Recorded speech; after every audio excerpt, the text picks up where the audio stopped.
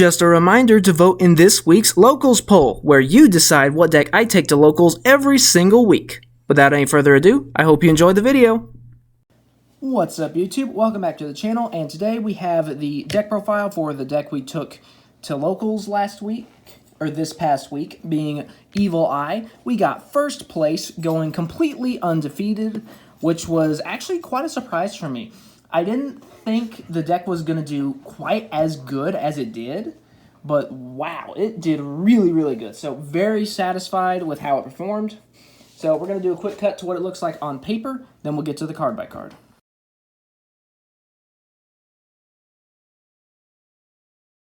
Alright, so this is just kind of like a pure Evil Eye build. Of course, you can add things to it, do different card choices based on your play style, but this is just my take on it. So the first thing we're going to do is, of course, our 3 copies of Surzeal, Watcher of the Evil Eye. So this is the main normal summon you want to get. When he's normal summon, you can add an Evil Eye spell or trap, and that main spell or trap you're going to be adding is either the main equipped spell, Evil Eye of Selene, something to help you get to Selene, or if you already have it in your hand, another spell or trap that can help keep him on the board. But while he's equipped with Evil Eye of Selene, you get to target and pop a special summon monster as a quick effect. So that's really good there. Next, moving on, next monster is Medusa, Watcher of the Evil Eye. So we're running 3 of her as well. This one, when she's normal summoned, you get an Evil Eye card in your graveyard back to your hand.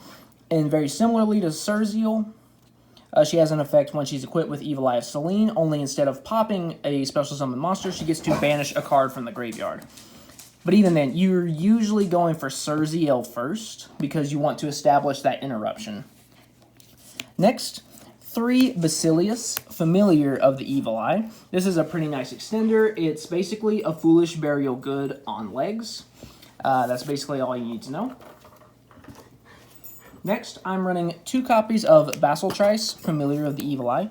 So, the reason I'm only running 2 is because it is very flexible, because you can special summon it from your hand or your graveyard during your opponent's turn as a quick effect, and then you can link during your opponent's turn, and if you link during your opponent's turn, you can use an Evil Eye equipped spell as a link material monster.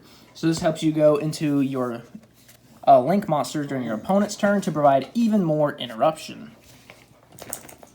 Next, 3 Catoblepus, Familiar of the Evil Eye. So with this one, he can revive himself back from the graveyard in order to either use as link material, or you can activate his other effect to prevent your Evil Eye of Selene from being destroyed by card effects until the end of the next turn. Alright, so basically this is just extra protection for your equip spell and a free body for link climbing. So that's actually it for the monsters. This archetype doesn't really have that many monsters, but the monsters it does have, they actually perform fairly well. So now we're going to go on to the spells. And the first one we're going to cover is Evil Eye Reemergence. So I was just saying that they don't have that many monsters, so this card makes up for it by being able to create tokens. So just by itself, it can create 1 token, or if you have Evil Eye of Selene in your spell and trap zone, you get to special summon 2 tokens instead. So again, that just kind of helps you link off. And I'm running 2 because this deck does a lot of searching in a turn. So I don't want to just have 2 to 3 copies of this in my hand. So I'd rather not draw it quite as often. Same with this next card, being Evil Eyes Unleashed. This is the newest card. This is from that, and the Basiltrice are both from Photon Hypernova. So basically this is a Foolish Burial and Foolish Burial Goods plus Hidden Armory all in 1 card. So you send an Evil Eye monster and an Evil Eye spell and trap from your deck to the graveyard as cost to add an Evil Eye equipped spell from your deck to your hand. Now there is a slight drawback. For the rest of the turn, if you activate a card or effect that does not have the word Evil Eye in the name, you lose 500 life points. But with this build of the deck, that's not really going to be happening all that often, so it's not really a drawback. And then if you link during your opponent's turn, you can banish this from the graveyard to re-equip your Link monster with the equip spell, so that way you can start providing interruption. And then finally, all this hullabaloo about the equip spell, and here it is. The Evil Eye of Selene. So it can only be equipped to an Evil Eye monster. The equipped monster cannot be destroyed by battle or by card effects. And it also prevents the equipped monster from being targeted by card effects.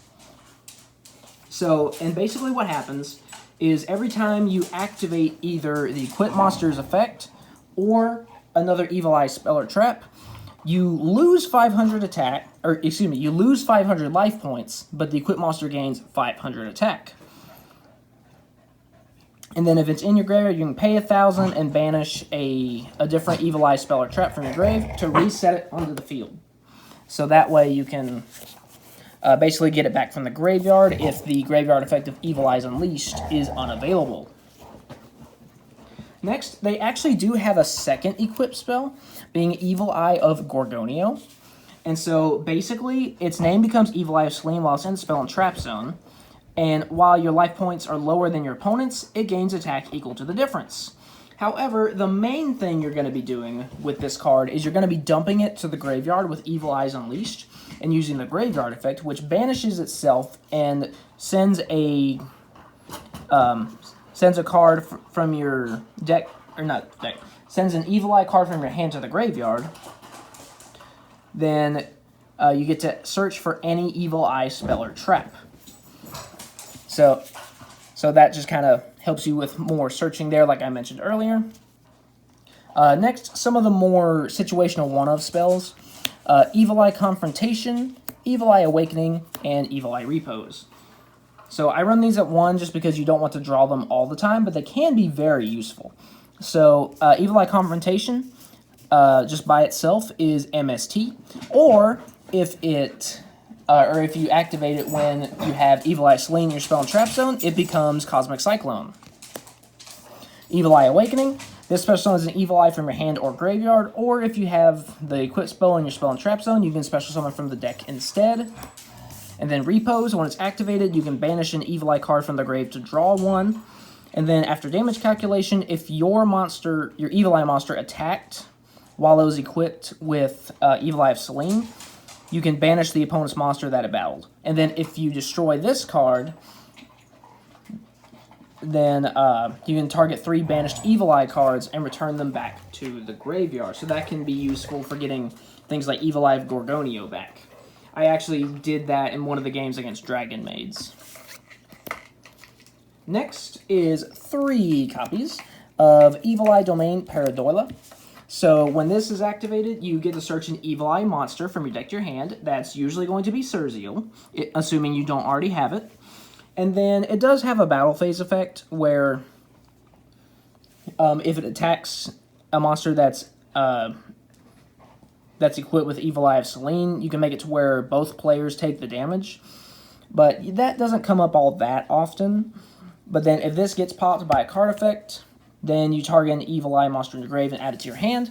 And this is useful because Surzeal has both Surzeal and Medusa, I actually forgot to mention this earlier, they actually both have maintenance effects during the next standby. So if you activate his effect to pop a special summon monster or her effect to banish a card from the graveyard, there is a maintenance cost that must be paid during the next standby phase.